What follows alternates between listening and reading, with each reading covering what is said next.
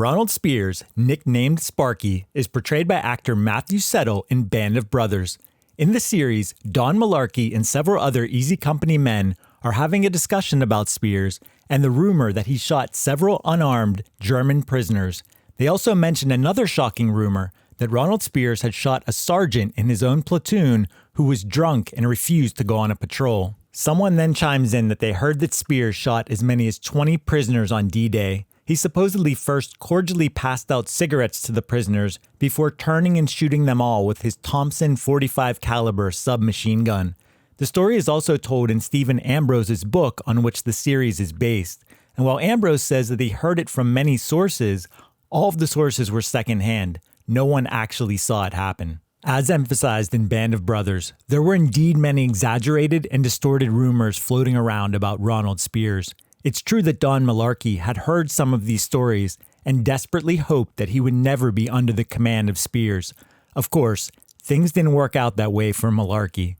In this video, we're going to hear what Major Dick Winters had to say about whether or not Speirs shot German prisoners. But first, it's worth clarifying that while Lieutenant Speirs did shoot and kill one of his own sergeants, the way the series describes it is incorrect. He didn't shoot a drunk sergeant for refusing to go on a patrol. The real-life incident happened on the morning of June 7, 1944. At the time, Speirs was commanding Dog Company's 2nd Platoon, which was preparing to take part in the attack on Saint-Côme-du-Mont. They were under orders from regimental headquarters to hold their position until tanks passed. The concealed GIs would then take out any enemy troops that were flushed out by the advancing tanks. An eyewitness, Private First Class Art DiMarzio, who was waiting next to the drunk sergeant, said that the sergeant refused to obey the hold order. Lieutenant Speirs again told the man to hold his position. Having noticed the sergeant's intoxicated state, Speirs told him that he was too drunk to carry out his duties and that he should withdraw to the rear. The sergeant refused. He then started to reach for his rifle. He raised it and pointed it at Speirs, who shot and killed the sergeant in self-defense. Private DiMarzio and the rest of the platoon witnessed the whole thing and clearly saw that Speirs was left with no other choice. Years later, Speirs wrote about the incident, stating, "The sergeant, by the way, was a replacement. The platoon saw it happen without batting an eye." Speirs quickly reported what happened to his commanding officer, Captain Gross. Gross visited the scene and gathered information. He deemed it a justifiable shooting that was an act of self-defense. The incident was never pursued, in part because Captain Gross died in battle the following day. The sergeant who Speirs shot was officially listed as being killed in action. Major Dick Winters pointed out that Ronald Speirs, or Sparky as Winters called him, was one of the best combat officers in the battalion and was a natural-born leader. Speirs' toughness and bravery earned him a Silver Star in Holland, a Bronze Star in Normandy, as well as 2 Purple Hearts, one for wounds sustained in Normandy and the other for Holland. Dick Winters noted that Speirs welcomed the reputation of being merciless. While his fellow soldiers called him by the nickname Sparky, the men of the platoon, who both respected and feared him, called him Killer. Speirs didn't mind the rumors swirling around about him, rumors that were not just contained to his own platoon, but rather had spread throughout the entire 506th Parachute Infantry Regiment. The question as to whether Ronald Speirs shot German prisoners is still the most asked question about him to this day, gaining renewed interest after the release of Band of Brothers. Dick Winters answered this question during an interview with former Pennsylvania State Representative John D. Payne that was conducted in the early 2000s. To set up the clip you're about to see, Band of Brothers author Stephen Ambrose had included the allegations surrounding Speirs in the final draft of his book. The publisher, Simon & Schuster, was worried that Speirs might sue them, so Dick Winters contacted Speirs to find out the truth. Let's listen to what Winters had to say, then I'll add some important context after.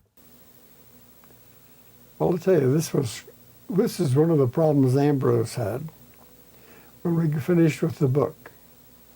Simon & Schuster came to him one day, the legal department, Simon & Schuster.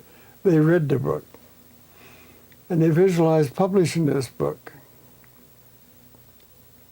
And they visualized problems with lawsuits as a result of publishing the book. And they do not want to get into little lawsuits, publishing this little book, Band of Brothers, which is no big deal.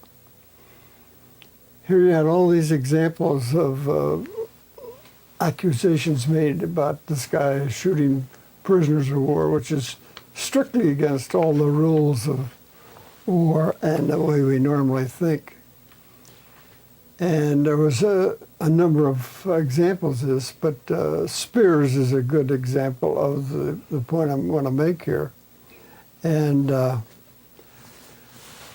for example, I accused Nixon of being an alcoholic. There's another one. So this call from Ambrose this one evening says, Dick, we got this big problem. I don't know what we're going to do about it. And he went down this list that Simon & Schuster was concerned about with lawsuits. And say, Steve, relax. I'll take care of it for you. I don't know what I'm talking about, but I'm sticking my neck out here. I'll take care of it for you. I know Nixon, so I know I can. There will not be any problem with Nixon. I can assure you that. On Speirs is another case. I picked up the telephone and I got in touch with Sparky Speirs, and we were very, very close. Talk about bonding. If you remember, I was responsible for making him company commander of company, and we were very close.